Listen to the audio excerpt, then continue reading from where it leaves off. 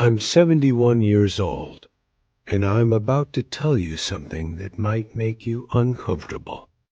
Everything you've been taught about getting older, about success, about having time later, it's mostly wrong.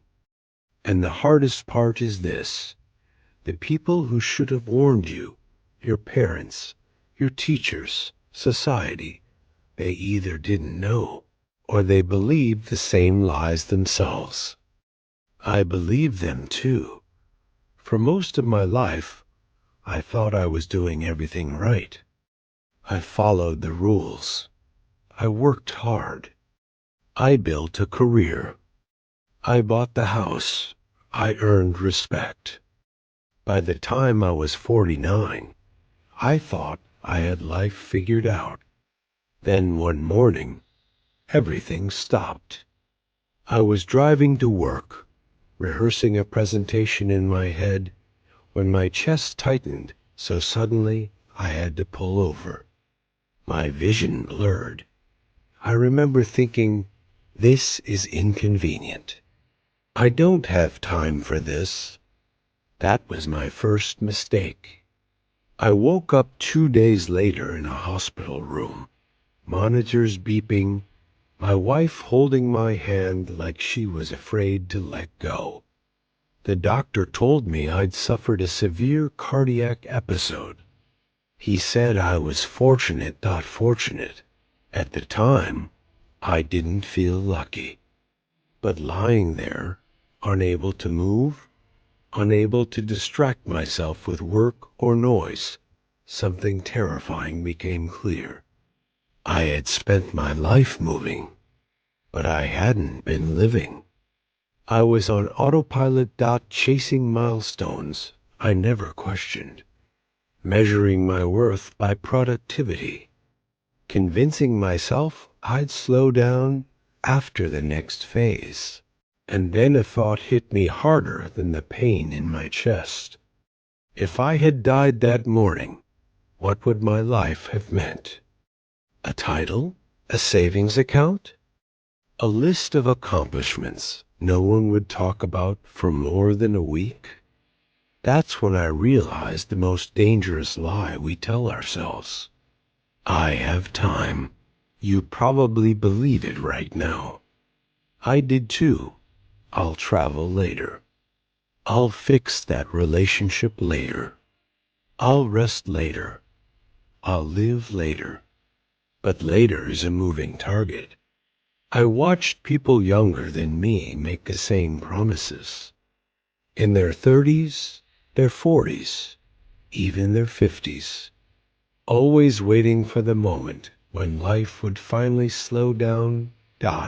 It never does. I spent decades climbing what I thought was the right ladder, only to realize, too late, it was leaning against the wrong wall. And here's something no one tells you when you're young. Achievement doesn't satisfy you the way you think it will. You hit a goal and feel proud, briefly. Then the feeling fades. Then you need another goal. Another win, not another distraction. It's exhausting. A man I worked with died at 66. Brilliant. Respected. Worked nonstop. Always said retirement would be his reward. At his memorial, his daughter stood up and said, "I know my father was successful, but I don't really know who he was." That sentence still echoes in my head, because when you're near the end, your regrets aren't about mistakes you made. They're about the chances you never took. I don't think about projects that failed. I think about the country I always wanted to visit and never did. The friend I stopped calling because life got busy. The nights I chose emails over my children. The words, "I love you," I assumed I'd have time to say later. Time is cruel like that. It disappears quietly. My mother passed away when I was 47. We weren't distant, just distracted. We kept postponing real conversations. There was always another week, another holiday, another excuse.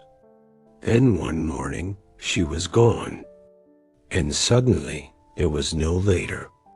After my heart scare, I changed. Not overnight, but deliberately. I reduced my work. I stopped saying yes to things that drained me. I started protecting my time like it mattered, because it does. And in the last 2 decades, I've learned more about life than in all the years before. What matters is painfully simple. People over possessions. Moments over money. Meaning over status. Presence over praise. I know, it sounds obvious. I would have ignored this advice at your age too. But I have responsibilities. So do I. I'm not telling you to abandon your life. I'm telling you not to trade it away. Ask yourself this, honestly. If your life ended tomorrow, would you be at peace with how you lived? Not impressed, not admired. Satisfied. If the answer isn't yes, why are you waiting? I wake up every morning now knowing my time is limited. We all are. Most people just don't realize it yet. I see it in my grandchildren. The pressure, the anxiety, the endless chase. They think their situation is different. I thought so too. That's why I'm telling you this. Not to sound wise, not to scare you, but because I don't have unlimited time, and neither do you. Your parents won't always be here. Your friends won't either. Neither will you. So what will you keep postponing? That call? That trip? That dream? That conversation? If I could speak to my younger self, I'd say this. Stop trying to prove your worth. Stop trading your health for approval. Stop delaying joy. Stop waiting for permission. Start now. Call the people you love. Do the things that scare you. Say no more often. Say yes to what matters. Create memories while you still can. I'm 71 years old. I don't know how much time I have left. But I do know this. The moment I stopped pretending time was endless, I finally started living. You still have that choice. Don't wait decades to learn this the hard way. Someday isn't coming. Someday is now. The clock is already moving. What are you going to do with the time you have left?